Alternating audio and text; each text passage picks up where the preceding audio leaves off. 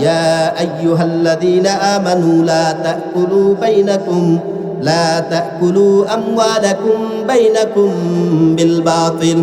আল্লাহ বলেন, ইয়া আইয়ুহাল্লাযীনা আমানু, হে ঈমানদারগণ, লা তাকুলু আমওয়ালাকুম বাইনাকুম বিল বাতিল, তোমরা একে অন্যের সম্পদ অন্যায়ভাবে ভক্ষণ করিও না, অন্যায়ভাবে দখল দিও না, অন্যায়ভাবে তোমরা একে অন্যের সম্পদকে আত্মসাৎ করিও না। সূরা নিসার 29 নম্বর আয়াতে আল্লাহ নিষেধ করেছেন অন্য কারো সম্পদ অন্যায়ভাবে যাতে করে আমরা আত্মসাৎ না করি, আমরা যাতে করে অন্যের সম্পদ ভোগ দখল যাতে না দেই। এবার আসেন, যদি দেই তাহলে তার পরিণতি কি হবে? বুখারী শরীফের হাদিসের মধ্যে এসেছে, আলান নবী সাল্লাল্লাহু আলাইহি ওয়াসাল্লাম, মান যালামা মিনাল আরদি শিবরান উযিকাহু মিন সাবঈ আরদিন ইয়াউমাল কিয়ামাহ।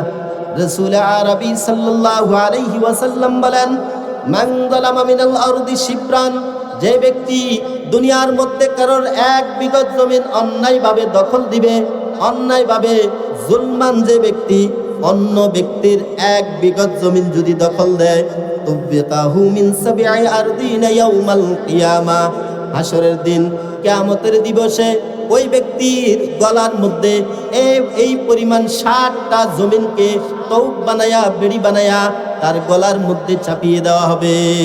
নাউযুবিল্লাহ। একটা মানুষ একজন যখন আরেকজনের সম্পত্তির মধ্যে যদি কেউ দখল দেয়, এক বিঘত সে দখল দিয়ে ফেলছে।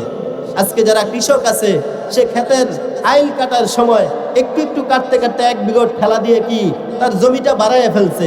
এই এক বিঘত জায়গার ভিতরে যতটুকুন মাটি আছে, এটা করতে করতে তার নিচ পর্যন্ত যতটুকু মাটি আছে, এরকম 60টা জমিনকে একত্রিত করে হাসরের দিন তার গলার মধ্যে চেপে দেওয়া হবে। এটা তো ছোট্ট করে এক বিগতের কথা বলছে।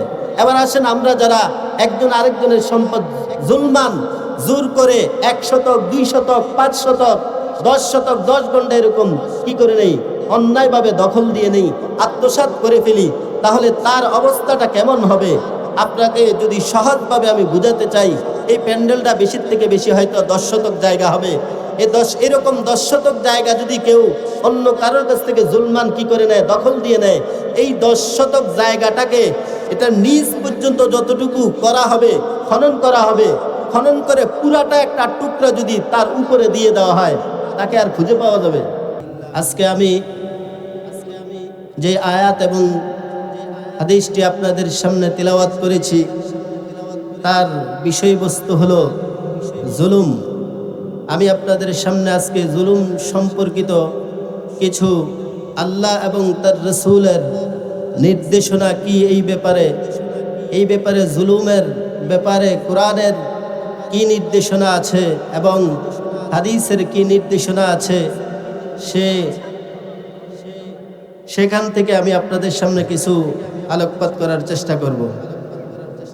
সর্বপ্রথম আমি একটা বিষয় বলতে চাই, আমরা আলোচনা বুঝার আগে বুঝতে হবে প্রত্যেকটা বিষয়ের শাব্দিক পারিভাষিক অর্থ এবং তার শরীয় হুকুম কি। তো জুলুম যেই আলোচ্য বিষয়টা আমি আপনাদের সামনে তুলে ধরলাম, জুলুম বলতে আমরা স্বাভাবিকভাবে হয়তোবা বুঝি যে একটা মানুষের উপর অন্যায়ভাবে যদি কোনো মারধর করা হয়, এরকম কিছু অত্যাচার, জুলুমটাকে এটাকে আমরা শুধু জুলুম মনে করি। আসলে বিষয়টা তা নয়। এটা তো একটা জুলুমের ভিতরে আছে, জুলুমের আরও 2টা সংজ্ঞা আছে।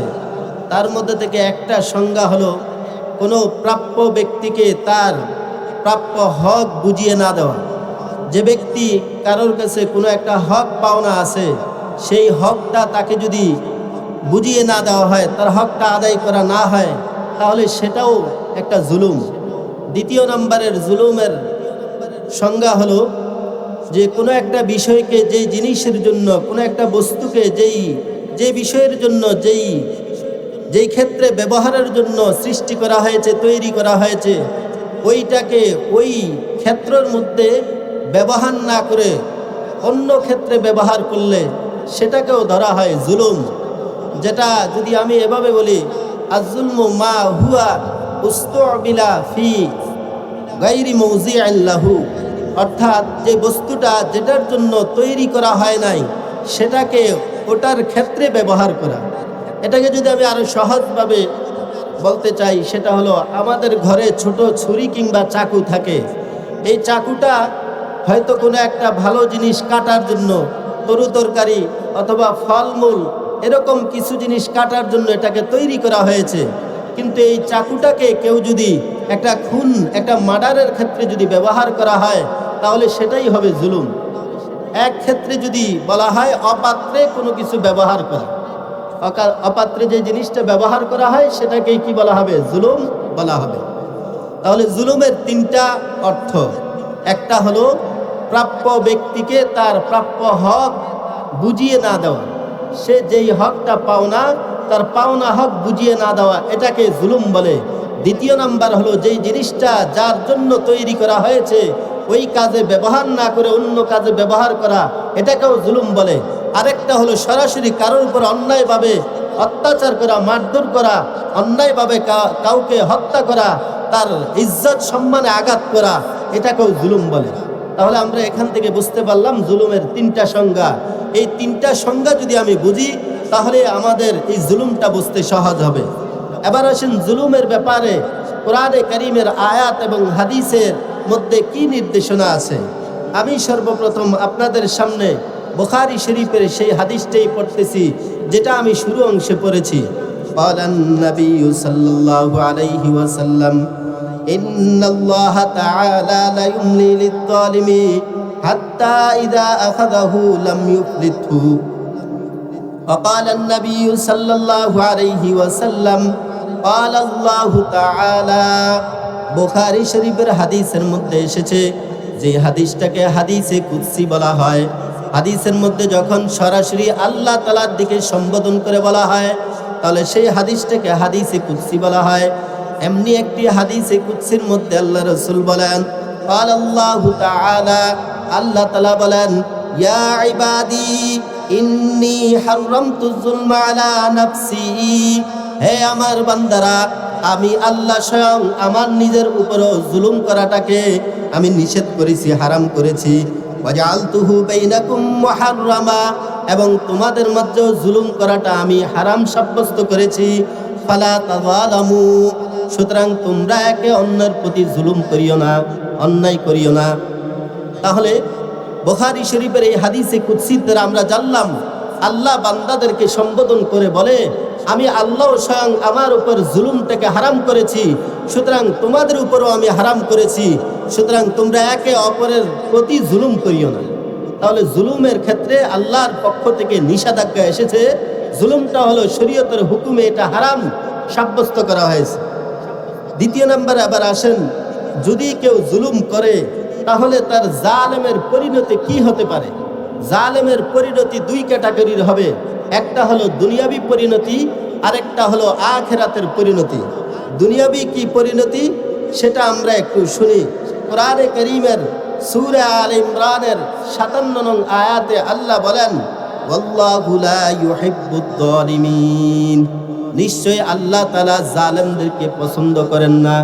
দুনিয়ার মধ্যে যেই সমস্ত ব্যক্তিরা অন্য মানুষদের উপর জুলুম করবে, এই সমস্ত ব্যক্তিরা যে যেমনই হোক না কেন, যেমন স্বভাবের হোক না কেন, যেই শ্রেণীর লোকে হোক না কেন, জুলুম করলে সে আর আল্লাহ তাআলার পছন্দনীয়র কাতারে থাকে না, আল্লাহ আর তাকে পছন্দ করেন না। অপর দিক দিয়ে সূরা আনআমের 21 নম্বর আয়াতে আল্লাহ বলেন, ইন্নাহু লা ইউফলিহুদ যালিমুন, নিশ্চয় জালেমরা কখনো সফল কাম হয় না। জালেম সে যতই জুলুম করুক না কেন, সে কোনো কাজেই সেই সফলতা অর্জন করতে পারে না। অপরদিকে সূরা বাকারার 270 নম্বর আয়াতে আল্লাহ বলেন, ওয়া মালিদ যালিমিনা মিন আনসার, সাবধান মনে রাখবা, তোমাদেরকে আমি আল্লাহ প্রথমে বলেছি তোমরা একে অপরের প্রতি জুলুম করিও না। তবে যদি তোমরা জুলুম করো, মনে রাখবা দুনিয়াতে তোমরা কোনো সাহায্যকারী পাইবা না। কোন সময় সাহায্যকারী? যেই সময় আমি আল্লাহ তোমাকে পাকড়াও করব। আল্লাহর রাসূল বলেন, ইন্নাল্লাহা তাআলা লা ইউমলি লিয-যালিম হাত্তা ইযা আখাযাহু লাম ইউফলিতহু, নিশ্চয় আল্লাহ জালেমদেরকে প্রথমে একটা লম্বা সুযোগ দেন।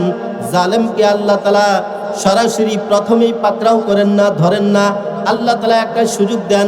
সুযোগ দিতে দিতে যখন দেখা যায় ওই জালেম তার জুলুমের মাত্রা আস্তে আস্তে বাড়িয়ে দিয়েছে, হাত্তা আখাযাহু ইযা আখাযাহু লাম ইউফলিতহু, তখন আল্লাহ তাআলা তাকে ধরেন, তাকে এমন ভাবেই ধরেন তখন তার নিশ্চিহ্ন করে দেন, তাকে একেবারে নিশ্চিহ্ন করে দেন। তাহলে আমরা বুঝলাম আল্লাহ জালেমকে প্রথমে ধরেন না, সুযোগ দেন। সুযোগ দিতে দিতে একটা পর্যায়ে যখন সে জুলুমের মাত্রাটা বাড়িয়ে দেয় তখন আল্লাহ তাকে এমনভাবেই ধরে, তখন সে আর কি করতে পারে না, বাঁচতে পারে না। তাহলে আমরা জালেমের কয়েকটা পরিণতি, দুনিয়াবি পরিণতি শুনলাম।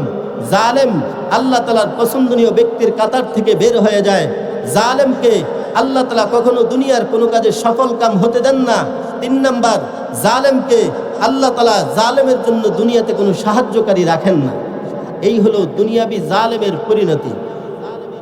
আখিরাতের জালেমের পরিণতি যদি আমি শোনাই তাহলে 2টা পরিণতি শোনাতে পারি। 1 নাম্বার, রাসূল বলেন ইয়াকুম ওয়াজ যুলমা, নিশ্চয় তোমরা জুলুম করা থেকে নিজেকে বাঁচাও। ফা ইন্নাজ যুলমা যুলুমাতুন ইয়াউমাল কিয়ামা, কেননা হাসরের দিন জুলুমটা একটা অন্ধকারের মতো দেখা দিবে। অন্ধকার বিশাল বড় অন্যায় হিসেবে উপস্থিত করা হবে। যেই অন্যায়ের শাস্তিটা আল্লাহ তাআলা সূরা ইব্রাহিমের 22 নম্বর আয়াতে পরিণতি বলে দিয়েছেন, ওয়ালিদ-যালিমিনা আযাবুন আলীম, নিশ্চয়ই জালেমদের জন্য আমি আল্লাহ তাআলা হাসরের দিন, কিয়ামতের দিন বেদনাদায়ক শাস্তি, জাহান্নামের কঠিন আযাব আমি তার জন্য প্রস্তুত করে রেখেছি। নাউজুবিল্লাহ। এজন্য জুলুমের আমি দুনিয়া এবং আখিরাতের সংক্ষেপে একটু পরিণতি বয়ান করলাম। এবার আমার যেই কথাটা বলা উদ্দেশ্য, জুলুমের যে 3টা আমি সংজ্ঞা দিয়েছি, এই 3 নাম্বার 3টা সংজ্ঞার মধ্যে থেকে 2য় নাম্বার যে জুলুমের সংজ্ঞা, অর্থাৎ একটা ব্যক্তির প্রাপ্য হক তাকে বুঝিয়ে না দেওয়া, এটাও জুলুম। এক কথায় বলতে গেলে অন্যের সম্পদ অন্যায়ভাবে আত্মসাৎ করা, এটা একটা জুলুম। এই জুলুমের প্রকারভেদের ক্ষেত্রে আমি আপনাদের সামনে 2-4টি কথা বলার চেষ্টা করব। অন্যের সম্পদ, ধন সম্পদ অন্যায়ভাবে আত্মসাৎ করা, এটাও একটা জুলুম। এ ব্যাপারে আল্লাহ তাআলা কি বলেন? সূরাতুন নিসার 29 নম্বর আয়াতে আল্লাহ বলেন, ইয়া আইয়ুহাল্লাযীনা আমানু লা তাকুলু আমওয়ালাকুম বাইনাকুম বিল বাতিল। আল্লাহ বলেন, ইয়া আইয়ুহাল্লাযীনা আমানু, হে ঈমানদারগণ, লা তাকুলু আমওয়ালাকুম বাইনাকুম বিল বাতিল, তোমরা একে অন্যের সম্পদ অন্যায়ভাবে ভক্ষণ করিও না, অন্যায়ভাবে দখল দিও না, অন্যায়ভাবে তোমরা একে অন্যের সম্পদকে আত্মসাৎ করিও না। সূরা নিসার 29 নম্বর আয়াতে আল্লাহ নিষেধ করেছেন অন্য কারো সম্পদ অন্যায়ভাবে যাতে করে আমরা আত্মসাৎ না করি, আমরা যাতে করে অন্যের সম্পদ ভোগ দখল যাতে না দেই। এবার আসেন, যদি দেই তাহলে তার পরিণতি কি হবে? বুখারী শরীফের হাদিসের মধ্যে এসেছে, আলান নবী সাল্লাল্লাহু আলাইহি ওয়াসাল্লাম, মান যালামা মিনাল আরদি শিবরান তুবিকাহু মিন সাবঈ আরদিন ইয়াউমাল কিয়ামাহ।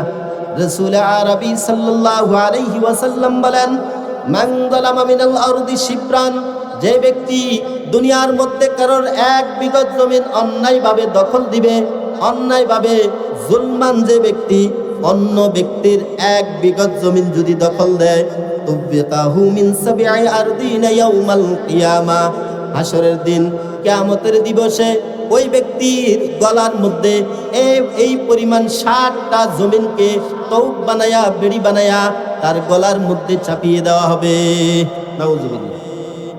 একটা মানুষ, একজন যখন আরেকজনের সম্পত্তির মধ্যে যদি কেউ দখল দেয়, 1 বিঘত সে দখল দিয়ে ফেলছে। আজকে যারা কৃষক আছে, সে ক্ষেতের আইল কাটার সময় একটু একটু কাটতে কাটতে 1 বিঘত ঠেলা দিয়ে কি তার জমিটা বাড়াইয়া ফেলছে। এই 1 বিঘত জায়গার ভিতরে যতটুকুন মাটি আছে, এটা করতে করতে তার নিচ পর্যন্ত যতটুকু মাটি আছে, এরকম 60টা জমিনকে একত্রিত করে হাসরের দিন তার গলার মধ্যে চেপে দেওয়া হবে। এটা তো ছোট্ট করে 1 বিঘতের কথা বলছে। এবার আসেন, আমরা যারা একজন আরেকজনের সম্পদ জুলমান, জোর করে 1 শতক, 2 শতক, 5 শতক, 10 শতক, 10 গন্ডা এরকম কি করে নেই, অন্যায়ভাবে দখল দিয়ে নেই, আত্মসাৎ করে ফেলি, তাহলে তার অবস্থাটা কেমন হবে? আপনাকে যদি সহজভাবে আমি বুঝাতে চাই, এই প্যান্ডেলটা বেশির থেকে বেশি হয়তো 10 শতক জায়গা হবে। এরকম 10 শতক জায়গা যদি কেউ অন্য কারোর কাছ থেকে জুলমান কি করে নেয়, দখল দিয়ে নেয়, এই 10 শতক জায়গাটাকে এটা নিচ পর্যন্ত যতটুকু করা হবে, খনন করা হবে, খনন করে পুরাটা একটা টুকরা যদি তার উপরে দিয়ে দেওয়া হয়, তাকে আর খুঁজে পাওয়া যাবে? কি বলেন? কত টন হবে এটার কোনো হিসাব নাই। ঠিক তদ্রুপ শুধু এরকম একটা নয়, এরকম 60টা জমিনকে একসাথ করে তার গলার মধ্যে বেরি বানিয়ে আল্লাহ তাআলা চাপ দিবে। নাউজুবিল্লাহ। তাহলে দেখেন, এজন্য বুখারী শরীফের হাদিসের মধ্যে বলেছে 1 বিগত। এবার প্রশ্ন আসতে পারে, হুজুর আমি তাহলে 1 বিগত আমি দখল দেই নাই, আমি আরো একটু কম দিয়েছি, আমি 2 আঙ্গুল 3 আঙ্গুল, আমি একটু মাত্র 2-3 আঙ্গুল 2-3 ইঞ্চি পরিমাণ একটু একটা সম্পত্তি, আমার একটা বসত, আমার একটা জমিন একটু ঠেলা দিয়ে দখল করেছি, এই ব্যাপারে তো তাহলে কোনো মনে হয় কোনো পরিণতি নাই, কোনো নিষেধাজ্ঞা নাই। বুখারী শরীফের অন্য হাদিসের মধ্যে এসেছে, মান যালামা মিনাল আরদি শাইআন উযিকাহু মিন 7 আরদিনা ইয়াউমাল কিয়ামাহ। ওই হাদিসের মধ্যে এসেছে শিবরান 1 বিগত, এই হাদিসের মধ্যে এসেছে শাইআন, একবারে 1 ইঞ্চি পরিমাণ, 1 সুতা পরিমাণও যদি কেউ কারো সম্পত্তি যদি অন্যায়ভাবে দখল করে, তাহলে তাকেও 60টা জমিন হাসরের দিন একসাথ করে বেরি পরায়া তার উপর চেপে দেওয়া হবে। নাউজুবিল্লাহ। বুখারী শরীফের অন্য হাদিসের মধ্যে এসেছে, ক্বালান নবী সাল্লাল্লাহু আলাইহি ওয়াসাল্লাম, মান আখাযা শিবরান মিনাল আরদি বিগাইরি হাক্কিহি খুসিফা বিহি ইয়াউমাল কিয়ামাহ। রাসূল বলেন, কোন ব্যক্তি যদি কারোর জমিন, কারোর জায়গা যদি 1 বিগত যদি বেগাইরে হক অন্যায়ভাবে দখল দেয়, খুসিফা বিহি ইয়াউমাল কিয়ামাহ, কিয়ামতের দিন তাকে ভূমির মধ্যে ধসে দেওয়া হবে, জমিনের ভিতরে তাকে ধসে দেওয়া হবে। নাউজুবিল্লাহ। এরকম করে আমাদেরকে অন্যায়ভাবে যদি আমরা কারোর কি করি, কারোর সম্পত্তি, কারোর জায়গা যদি দখল দেই, তাহলে এই জায়গার দখলদারিত্বের কারণে আল্লাহ তাআলা হাসরের দিন আমাকে এই পরিমাণ জমিন দিয়ে চাপা দিয়ে আমাকে শাস্তি দিবেন। নাউজুবিল্লাহ। এবার আসেন, সহিহুল জামি নামক একটা হাদিসের কিতাব আছে। ওই হাদিসের কিতাবের মধ্যে রাসূলের একটা হাদিস এসেছে। আল্লাহ রাসূল দরদ নিয়ে, মায়া নিয়ে, সতর্কবাণী দিয়ে বলতেছেন, ক্বালান নবী সাল্লাল্লাহু আলাইহি ওয়াসাল্লাম, মান কানাত লাহু মাজলিমাতুন লিআখিহি মিন মালিন আও ইরদিন। রাসূল আরবি বলেন, কোন ব্যক্তি যদি তার ভাইয়ের জন্য যদি কখনো কোনো জুলুম করে থাকে, মালের দিক দিয়ে ধন সম্পদ আত্মসাৎ করে যদি জুলুম করে, অথবা তার সম্মান, তার সম্ভ্রম, তার ইজ্জত নষ্ট করে, তার সম্মান হানি করে যদি তার উপর জুলুম করে থাকে, তাহলে আল্লাহ রাসূল বলেন, ফালইয়াতাহাল্লালহুল ইয়াউম ক্বাবলা আন ইউখাযা মিনহু ইয়াউমা লা দিনার ওয়ালা দিরহাম। আল্লাহ রাসূল বলেন, আজকেই যাতে সে তার কাছে ক্ষমা চেয়ে নেয়, ওই দিন আসার আগে আগে, যেই দিন টাকা পয়সা কোনো কাজে আসবে না। আজকে তুমি তার 1000 টাকা মেরে দিয়েছ, আজকে তুমি তার 10,000 টাকা মেরে দিয়েছ, আজকেই তোমার জন্য সুযোগ। আল্লাহ রাসূল সতর্কবাণী দিয়ে বলেন, এখনই সময়, তুমি তার 1000 টাকা পরিশোধ করে, তুমি তার 10,000 টাকা পরিশোধ করে, আর যদি তোমার সামর্থ্য না থাকে, তাহলে তুমি তার কাছে ক্ষমা চেয়ে তুমি তোমার জুলুম থেকে মুক্ত হয়ে যাও। ওই দিন আশা থেকে, যেই দিন তুমি 10,000 নয় 10 লক্ষ টাকা দিলেও আর কাজ আসবে না। এখানে 10 লক্ষ টাকা দিলেও কাজে আসবে না, মূলত এমন নয়। হাসরের দিন তো কোনো টাকা পয়সাই থাকবে না। হাসরের দিন টাকা পয়সা চলবে না, চলবে না। আজকে যদি দুনিয়ার মধ্যে কোনো কোটিপতি থাকে, বলে আমি মারা যাওয়ার সময় 10 কোটি টাকা আমার কবরে দিয়ে দিও, বাস হাসরের দিন যখন আমি আটক পেয়ে যাব, এই 10 কোটি থেকে কিছু কিছু দিয়ে পার পাবো, এমন না। এরকম কোনো ওই দুনিয়াটার মধ্যে টাকা পয়সা কোনো কিছুই চলবে না। কি চলবে? সেদিনের নেকি চলবে, নেকি। গুনাহ আর সওয়াব, ওই দিন গুনাহ আর সওয়াব লেনদেন হবে। এবার আল্লাহ রাসূল বলেন, ফাইন কানা লাহু আমালুন সালিহুন উখিযা মিনহু বিকদরি মাজলিমাতিহি। রাসূল বলেন, আমি সতর্কবাণী দেওয়ার পরেও যদি, এই সময় লম্বা তোমাকে সুযোগ দেওয়ার পরেও যদি তুমি তোমার জুলুম থেকে যদি নিজেকে যদি না বাঁচাইতে পারো, তো মনে রাখো, হাসরের দিন যখন সকলেই যখন একত্রিত হবে, তখন তোমার কাছে যখন ওই দিন ওই ব্যক্তি যখন ওই জুলুমের বিচার যখন আল্লাহ তাআলার কাছে দায়ের করবে, তখন আল্লাহ বলবেন ফাইন কানা লাহু আমালুন সালিহুন, ওই ব্যক্তির যদি কোনো আমলে সালেহ থাকে, তার যদি নেক আমল থাকে, আল্লাহ বলবে আজকে নেক আমল দিয়ে তার ঋণ পরিশোধ করো। দুনিয়াতে তুমি যে তার 1000 টাকা মেরে দিছিলা, দুনিয়াতে তুমি যে তার 1 শতক মেরে দিয়েছিলা, দুনিয়াতে তুমি তোমার ক্ষমতার বলে তার জায়গাটা তুমি দখল দিয়ে নিয়েছ, আজকে তুমি তোমার যত নেক আমল আছে তার জুলুম পরিমাণ সে নেক আমল দিয়ে তুমি পরিশোধ নিজেকে মুক্ত করো, পরিণতি হবে জাহান্নাম। এবার রাসূল বলেন যদি তার নিকট ওয়া ইল্লাম ইয়াকুন লাহু আমালুন, প্রশ্ন আসতে পারে যে সে এমন এক ব্যক্তি তার নেক আমল নাই, তাহলে কি হবে, তার থেকে নেক আমল নিব কিভাবে? রাসূল বলেন ওয়া ইল্লাম ইয়াকুন লাহু আমালুন, যদি তার কোনো নেক আমল না থাকে, উখিদা মিন সাইয়্যাতি সাহিবিহি ফাজুইলাত আলাইহি, ওই ব্যক্তির যদি গুনাহ থাকে, তার বদ আমল থাকে, ওই বদ আমলগুলো তাকে দিয়ে দেওয়া হবে। নাউজুবিল্লাহ। তাহলে আল্লাহর রাসূল বলেছেন, সতর্কবাণী দিয়েছেন যে জুলুমের পরিণতি অত্যন্ত ভয়াবহ হবে। দুনিয়াতে যদি তোমরা কখনো জুলুমের শিকার, জুলুম করে ফেলো, শয়তানের ধোঁকায় পড়ে, ক্ষমতার লোভে পড়ে যদি তুমি জুলুম করে থাকো, এখন যদি তুমি বুঝ পেয়ে থাকো, বুঝে আসে তোমার, তাহলে এখনো সময় আছে। তুমি তোমার জুলুম থেকে, তুমি যার উপর জুলুম করেছো, ওই জুলুমটা তুমি পরিশোধ করে নাও। কিভাবে? তার যদি কোনো হক নষ্ট করে দাও, তার হক দিয়ে দাও। আর যদি দিয়ে দেওয়ার মতো যদি সামর্থ্য না থাকে, তাহলে তুমি অন্তত তার কাছে ক্ষমা চেয়ে নাও, তাও বেঁচে যাবে। এতটুকু আমি জুলুমের কথা এবং জমি দখলের কথা বলতেছি বলে আপনাদেরকে বুঝাইলাম অন্যের সম্পদ আত্মসাৎ করার পরিণতি কি হবে। বর্তমানে আমি আবার একটা সাইড শুধু উল্লেখ করে ধরি, কারণ দুনিয়ার মধ্যে অনেকভাবে মানুষ একে আরেক জনের উপর জুলুম করে। বর্তমানে একটা বিষয় সবচেয়ে যে জুলুমটা হয়, যেটা সবাই করে, একেবারে 90% থেকে বেশি মানুষ করে বাঁচতে পারে না, সেটা হলো ভাইয়েরা তার বোনের সম্পত্তি, তার বোনের হক দেয় না। ভাইয়েরা তার বোনের হকটা মেরে দেয়, ভাইয়েরা তার বোনের সম্পত্তি মেরে দেয়, বাবারা তার সন্তানদের সম্পত্তি সঠিকভাবে দেয় না। অনেক সময় বাবারা যদি নাও দিয়ে যায়, কিন্তু সে মারা যাওয়ার পর বাবা পিতাদের জন্য আবশ্যক নয় যে সম্পত্তি সন্তানদের মাঝে সমানভাবে বন্টন করে দিয়ে যাওয়া, তবে যদি কোনো এক সন্তানকে দিতে চায় তাহলে সবাইকে সমান দিতে হবে। এখানে হুকুম হলো দিলে সবাইকে দিতে হবে, অন্যথায় না দিলে তার উপর কোনো আবশ্যক নাই। কিন্তু যদি কেউ যদি বাবা যদি না দিয়ে যায়, বাবার মৃত্যুর পরে সম্পত্তির অটোমেটিক মিরাস সূত্রে ভাই বোন কি হয়ে যায়, মালিক হয়ে যায়। কিন্তু আফসোসের বিষয় হলো আজকে আমাদের ভাইয়েরা বোনদের হক সম্পত্তি তো দেয় না, বরং আমাদের সমাজ ব্যবস্থা এমন হয়েছে, সমাজের যে সমস্ত সর্দাররা আছে, সমাজে যারা বিচার আচার করে, সমাজ যারা পরিচালনা করে, তারাও যেন সমাজটাকে এমনভাবে তুলে ধরেছে, মেয়েদেরকে বুঝাইতে চায় তোমরা বাবার বাড়ির সম্পত্তি নিও না, জ্বলে পুড়ে ছাই হয়ে যাবে। নাউজুবিল্লাহ।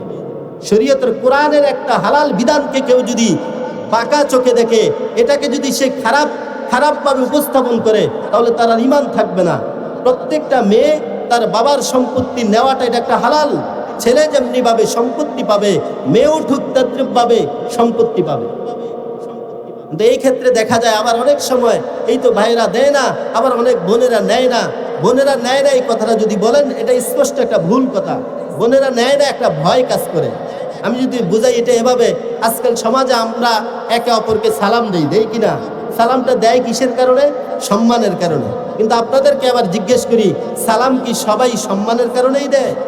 অনেক মানুষকে সালাম দেয় ভয়ে, তার অত্যাচারের ভয়ে, তার জুলুমের ভয়ে তাকে সালাম দেয়। ঠিক যেমনি ভাবে একটা মানুষ আর একটা মানুষকে জুলুমের শিকার হওয়া থেকে বেঁচে থাকার জন্য তাকে সালাম দেয়। তা আমি বলি, যেই সমস্ত বোনেরা বলে আমি আমার বাবার সম্পত্তি নিব না, ওই বোন এই ভয়ে বলে যে আজকে যদি আমি আমার বাবার সম্পত্তি নেই, তাহলে পরের দিন আমি আমার বাবার বাড়িতে আর স্থান পাবো। এবার আমি আপনাদেরকে একটা কথা জিজ্ঞেস করি যে আমাদের সমাজে, অনেক সমাজে এমন হয়, বোনেরা যখন অংশ নিয়ে যায় তখন আর বাবার বাড়িতে বলে তুই নিয়ে গেছস, এখন আর তুই কি পাবে? তার কোনো পাওনা নাই। বোন কি ভাইয়ের থেকে কোনো অংশ নেয় নাই? বোন নিয়েছে বাবার পক্ষ থেকে যে জিনিসটা প্রাপ্য, সে বাবার অংশ নিয়েছে। তাহলে ভাই হওয়ার কারণে বোন তো ভাইয়ের কাছেই এমনি অনেক কিছু পাওনা আছে। রক্তের যে সম্পর্ক, রক্তের সম্পর্কের কারণে তার কাছে অনেক কিছু পাওনা। কিন্তু আপনি এটাকে ছুতা ধরে আপনার বোনকে বঞ্চিত করবেন না, এটা জুলুম। আজকে আমরা এই জায়গায় এসে বলি, সমাজের লোকেরা বলে, অনেক জালেম ভাইয়েরা বলে, বোনেরা যখন অংশ নিয়ে যায় আর বাবার বাড়িতে আসতে পারবে না। তাহলে এবার আমি আপনাদেরকে প্রশ্ন করি, আমাদের অনেক মানুষের বন্ধু বান্ধব আছে, আচ্ছা বলেন দেখি, বন্ধু বান্ধব যারা আছে তারা কি আমাদের কাছে কোনো কিছু পায়? তারা তো আমাদের থেকে কোনো অংশ নেয় নাই। কিন্তু আজকে আমার বোন আমার থেকে অংশ নিয়ে যাওয়ার কারণে আমার ঘরে বোনের খাওয়া বন্ধ হয়ে যায়, কিন্তু আমার বন্ধু সে তো আমাকে কোনো এক কানি সম্পত্তি, এক অংশ 1000 টাকা বা 100 সম্পত্তিও দেয় নাই। তাহলে সেই বন্ধুটা আমার বাড়িতে আসলে আমি তার জন্য হাত জবে করে দেই, আমি তার জন্য মোরগ জবে করে দেই, যে আমার খুব খাতিরা বন্ধু এসেছে, আমার খুব খাতির দোস্ত এসেছে। আজকে বন্ধুর কারণে যদি দেশি মোরগ জবে হয় আর বোনের কারণে আমার খানা বন্ধ হয়ে যাবে, এটা কেমন কথা? এটা কি জুলুম নয়? এটা বিশাল বড় জুলুম। এই জন্য মনে রাখবেন, আজকাল বোনরা যদি ক্ষমাও করে দেয়, ভাইরা এই সম্পত্তি যদি রেখে দেয়, মনে রাখবেন আমি বলি, সে আমার মতো, আমি যত বড় আলেম হই না কেন, আমি যত বড় ইমাম হই না কেন, আমি যত বড় হাদিস সাহেব হই না কেন, আমি যদি আমার বোনের অংশগুলো যদি আমি জোর জবরদস্তি করে যদি আটক করে রাখি, তো মনে রাখবেন আমি মারা যাওয়ার পরে আমার যত দুনিয়ার আমল নামা আছে, আমার যত ইবাদত আছে, সবগুলো সেদিন হাসরের দিন বোনেরা আমার থেকে পাই পাই করে নিয়ে যাবে। নিবে না? হাসরের দিন এত ভয়াবহ হবে, আরে মা ছেলের থেকে দূরে সরে যাবে, ছেলে মাকে দেখে পলায়ন করবে। কোন সময়? বিচার কার্যের আগ মুহূর্তে। এক্ষেত্রে ভুল বুঝবেন না, হাসরের 3টা অবস্থা হবে। প্রথম অবস্থাটা হবে এমন যে এতটা ভয়াবহ হবে, ভাই ভাইকে পরিচয় দিবে না, মা ছেলেকে পরিচয় দিবে না, ছেলে মাকে পরিচয় দিবে না। কেন? ভয় একটাই, আজকে যদি আমার ছেলে যদি আমার থেকে যদি দুনিয়ার কোনো ভুলের কারণে যদি আমাকে যদি আল্লাহর আদালতে আসামি দাঁড় করাই দেয়, এই ভয়ে মা সন্তানকে পরিচয় দিবে না, সন্তানও মায়ের পরিচয় দিবে না। এই ভয়ে যে আজকে মা যদি আমি সন্তানকে যদি আল্লাহর আদালতে আসামি হিসেবে কাঠগড়ায় দাঁড় করিয়ে দেয়, এজন্য পরিচয় দিবে না, ভাই ভাইকে পরিচয় দিবে না। এতটা ভয়াবহ অবস্থা হবে। সেই ভয়াবহ অবস্থার মধ্যে যদি মা ছেলেকে পরিচয় না দেয়, ছেলে মাকে পরিচয় না দেয়, তাহলে সেই দিন সবাই, যেদিন আমি আটক হয়ে যাব, যেদিন আমি হাসরের দিন আটক হয়ে যাব, আমার কোনো আমলের কারণে, কিছু কম আমলের কারণে যদি আমার যদি জাহান্নাম ফায়সালা হয়ে যায়, আল্লাহ যদি আমাকে তখন বলে, যাও তোমার সুযোগ আছে জান্নাতে যাওয়ার, যেই ন্যাক আমল তোমার শর্ট পড়েছে, কমতি হয়েছে, নাক আমল যদি কারোর কাছ থেকে আনতে পারো, তাহলে আজকে তুমি জান্নাতে যাইতে পারো। কি বলেন? সেদিন তো সবাই চাইবে কে কাকে আটক করবে, সবাই চাইবে। সেদিন আটকাবে ভাইয়েরা বোনদেরকে, বোনেরা ভাইদেরকে, মায়েরা ছেলেদেরকে, ছেলেরা মায়েদেরকে, বাবারা ছেলেদেরকে, ছেলেরা বাবাদেরকে সেদিন আটক করাবে। এই জন্য আমি সর্বপ্রথমে এই ওয়াজ আমি আমার নিজের জন্য এবং যারা আমার এই কথাগুলো শুনতেছেন আপনাদেরকে বলি, ভাই যতই রাজত্ব কামান না কেন, যতই সম্পদ আপনি অর্জন করেন না কেন, পরিশেষে কিন্তু আপনার সাথে সাদা কাপড় ছাড়া কিছুই যাবে না, সাদা কাপড় ছাড়া কিছুই যাবে না। আজকে আপনি এক বোনের 10 শতক জায়গা আপনি রেখে দিয়েছেন, কালকে আপনি মারা গেলে এই সম্পদ আপনার ছেলেরা ভোগ দখল করবে, কিন্তু এই সম্পদের জন্য আপনার কবরে পিটা চলবে। লাভ কি? বলেন কি লাভ? এই জন্য জুলুমের চতুর্দিক দিয়ে আমাদের শুধু আজকে জুলুম আর জুলুম হইতেছে, সকলের উপর জুলুম হইতেছে, একজন আরেকজনের পক্ষ থেকে আমরা জুলুমের শিকার হইতেছি। আমি শুধু আপনাদেরকে আজকে এতটুকু একটু টাচ দিয়ে গেলাম যে আমরা যারা বোনদের হক আমরা দেই না, স্বামীরা স্ত্রীদের মোহর দেয় না, এখানে আরেকটা জুলুম করে। অনেক স্বামীরা বিবাহ করে লম্বা লম্বা বড় বড় মোহর ধরে, কিন্তু আদায় করার কোনো নামগন্ধ নাই। আজকে যদি সমাজে যদি এরকম জরিপ করা হয়, এক এক করে যদি একটা সমাজের মধ্যে যদি 100 জন মানুষকে যদি একত্রিত করা হয়, আর যদি তাকে জিজ্ঞেস করা হয় আপনার মোহর কত ছিল, আপনি আপনার মোহর আদায় করছেন কি, কয়জন পাবেন? কয়জন পাবেন? অথচ রাসূলের হাদিসের মধ্যে আছে, কোনো ব্যক্তি যদি ইচ্ছাকৃতভাবে তার স্ত্রীর মোহর আদায় না করে যদি সে ইন্তিকাল করে, স্ত্রীর সাথে যত মেলামেশা হয়েছে সবগুলো জিনা জিনা জিনা হবে। নাউজুবিল্লাহ। এজন্য আজকে আমি 2 শ্রেণীর লোকদের কাছে অনুরোধ করে যাব, প্রত্যেকজন স্বামীদেরকে এখনো সময় আছে, মারা যাওয়ার পরে আর আপনার এই স্ত্রীর হক আদায় করার কোনো সুযোগ নাই। এজন্য যারাই আমরা বেঁচে আছি, এই স্ত্রীদের মোহরের হক আপনি আদায় করে যান। এবং প্রত্যেক ভাইদেরকে বলবো, বোনদের অংশ দিয়ে দেন, বোনেরা যতটুকু পায় ততটুকু দিয়ে দেন। আপনার জন্য আল্লাহ ডাবল ব্যবস্থা করেছে। আপনি বেশি পেয়েছেন বাবার থেকে, বোন তো অর্ধেক পেয়েছে, অর্ধেকটা দিবেন না কেন বলেন ভাই?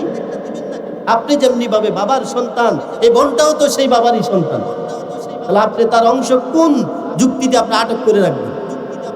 এজন্য আটকিয়ে রাখতে পারবেন।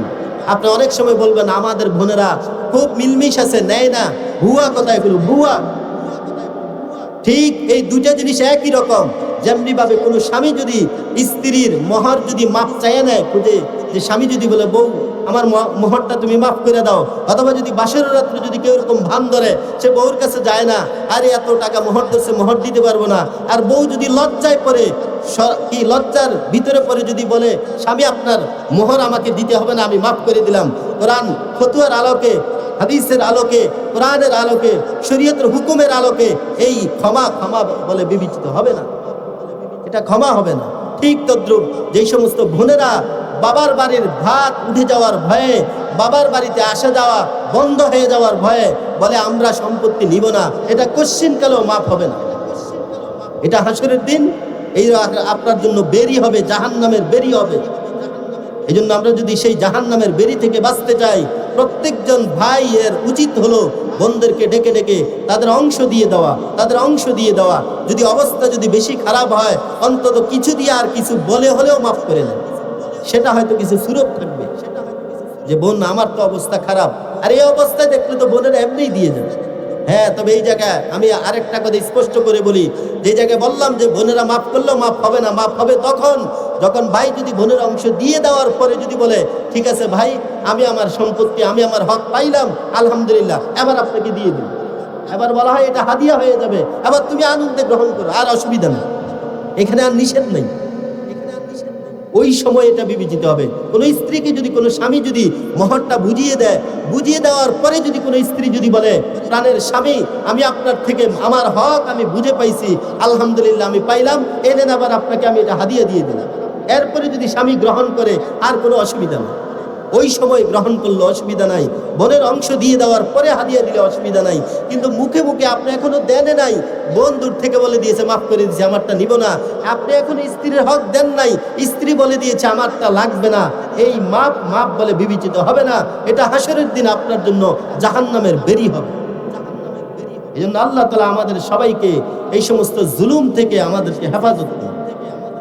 শুধু আমি তো এখানে দুইটা শ্রেণীর কথা বললাম, স্বামী তার স্ত্রী, ভাই আর বোনদের, এবং ব্যাপকভাবে অন্যদেরকেও বলি যে ভাই আজকে আমি অনেক সময় আমি অনেক বয়ানে এই কথাটা বলি, আপনি আমার হয়তো শয়তানের ধোকায় পড়ে আমি কিছু নামাজ পড়ি নাই, আমি হয়তো কিছু গুনার কাজ করেছি, আমি অনেক নাফরমানি করেছি, আল্লাহর নাফরমানি করছি।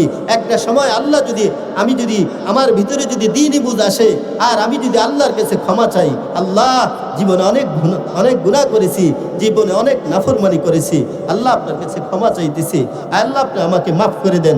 আল্লাহ মাফ করে দিবে, আল্লাহর ওয়াদা আছে, আল্লাহর ওয়াদা আছে। বান্দা কত আর গুনাহ করবা, ঠান্ডা হও, এবার আমার দিকে ফিরে আসো, আমি তোমাকে ক্ষমা করে দিব। বান্দা আমি আল্লাহ তোমাকে ক্ষমা করার জন্য রেডি আছি, কিন্তু আমরা নাফরমান বান্দা আল্লাহর দিকে ফিরি না, আল্লাহর কাছে ক্ষমা চাই। আল্লাহর সাথে যদি নাফরমানি হয় এগুলো আল্লাহ মাফ করে দিবেন ঘোষণা আছে, কিন্তু কোনো বান্দার হক যদি কোনো বান্দা নষ্ট করে, আল্লাহই ঘোষণা দিয়েছেন আমি আল্লাহ মাফ করতে পারবো, আমার ক্ষমতা আছে, কিন্তু আমি মাফ করব না যতক্ষণ না পর্যন্ত বান্দা না মাফ করে, আমি মাফ করব না। তাহলে ভাই একটাবার নিজেকে নিজে জিজ্ঞেস করেন, আমি যদি কারোর 10 টাকা নষ্ট করি, কেউ যদি আমার কাছে 10টা টাকা যদি পায়, কেউ যদি আমার কাছে যদি কিছু টাকা পায়, কেউ যদি আমার কাছে যদি এরকম কিছু জুলুমের শিকার হয়, আমি যদি কোনো এক সুযোগে যদি তার ইজ্জত হরণ করে থাকি, আমি যদি কোনো এক সময় যদি তার জায়গার সাথে আমার জায়গা আছে, আমি একটু ঠেলা দিয়ে আমার বাউন্ডারিটা 1 বিঘত ঠেলে নিয়েছি, মনে রাখবেন আপনি যতই আমল আখলাক করেন না কেন, যত বড় আলেম হন না কেন, যত বড় গাজী হন না কেন, যত বড় আলহাজ হাজি সাহেব হন না কেন, যত বড় তাহাজ্জুদ গুজার হন না কেন, আপনার জীবনের সমস্ত আমল ওই ব্যক্তিকে দিয়ে তারপরে আপনি জাহান্নামে যেতে হবে। এজন্য ভাই অন্যের হক আমরা নষ্ট করব না, অন্যের হক আমরা নষ্ট করব না। আমরা যদি অন্যের কারো যদি না বুঝে শয়তানের ধোঁকায় পড়ে যদি কারোর হক নষ্ট করে থাকি, এখনো সময় আছে, যতদিন আমার হায়াত আছে ততদিন পর্যন্ত সময় আছে, ওই ব্যক্তি থেকে আমি ক্ষমা নিয়ে নেব। আর দু চোখ বন্ধ হয়ে গেলে মালাকুল মাউত যখন আমার কাছে এসে যাবে আর সুযোগ নেই, মাফের আর সুযোগ নেই। এজন্য অনুরোধ করি সর্বশেষ সকলের নিকট, জুলুম থেকে নিজেদেরকে বাঁচাই, জুলুম থেকে নিজেদেরকে বাঁচাই। নিজে জালেম হব না, প্রয়োজন হলে নিজে মাজলুম হব, নিজে জালেম হব না, নিজে কারোর উপর জুলুম করব না, ক্ষমতা পেয়ে ক্ষমতার অপব্যবহার করব না, সম্পদশালী হয়ে টাকা পয়সার মালিক হয়ে টাকা পয়সা ব্যাপতে খরচ করব না, টাকা পয়সার গরম দেখাবো না, লাভ নাই। এই ক্ষমতা, পাওয়ার, সম্পদ সব কিছু নিমিষেই শেষ হয়ে যায়। বহু সম্পদশালী কোটিপতি মৃত্যুর আগে একেবারে মিসকিন হয়ে মারা গেছে, কি লাভ ভাই? এজন্য আল্লাহ তাআলা আমাদের সবাইকে, আজকে আমি যে আলোচনা সংক্ষিপ্তভাবে আপনাদের সামনে তুলে ধরলাম, জুলুমের পরিণতি, আল্লাহ আমাদের সবাইকে জুলুম থেকে হেফাজত করুক। পরিশেষে আরেকটা জালেমদের ব্যাপারে একটা হাদিস শুনে আমি আমার আলোচনা শেষ করে দিচ্ছি। মুসলিম শরীফের হাদিসের মধ্যে রাসূল বলেন, قال النبي صلى الله عليه وسلم اتقي دعوة المظلوم فإنها ليس بينها وبين الله حجاب। রাসূল আরবী সাল্লাল্লাহু আলাইহি ওয়াসাল্লাম বলেন, তোমরা মাজলুমদের বদদুয়া থেকে নিজেদেরকে বাঁচাও। ফাইন্নাহা লাইসা বাইনাহা ওয়া বাইনাল্লাহি হিজাব, কেননা মাজলুমের বদদুয়া আর আল্লাহ তাআলার মাঝে কোনো পর্দা নাই। মাজলুম যদি যার জুলুমের শিকার হয়ে যদি করে যদি আসমানের দিকে তাকায়া দুটা হাত তুলে দিয়ে যদি আল্লাহর কাছে বিচার দিয়ে দেয়, আল্লাহ আমি মাজলুম, আমার কেউ নাই, আমি ক্ষমতাধর নয়, আমি সম্পদশালী নয়, ওই ব্যক্তির সাথে পাল্লা দিয়ে আমি পারবো না, মালিক তুমি একটু দেখো, সাক্ষাৎ আল্লাহ তাআলার দরবারে ওই বদদুয়া কবুল হয়ে যাবে। এজন্য মাজলুমের বদদুয়া থেকে আমরা নিজেদেরকে সর্বদা বাঁচাই। আর মাজলুমের বদদুয়া থেকে বাঁচতে হলে জুলুম থেকে নিজেকে কি করতে হবে? বাঁচাতে হবে। আমরা নিজেরাও জুলুম করব না, আমাদের সামনে কেউ জুলুম করলে সেই জুলুমকে আমরা কি দিব না? প্রশ্রয় দিব না। আল্লাহ তাআলা আমাদের সবাইকে এই কথাগুলোর উপর আমল করার তৌফিক দান করুক। ওয়া আখিরি দাওয়ানা আনিল হামদুলিল্লাহি রাব্বিল আলামিন। আসসালামু আলাইকুম ওয়া রাহমাতুল্লাহি ওয়া বারাকাতুহু।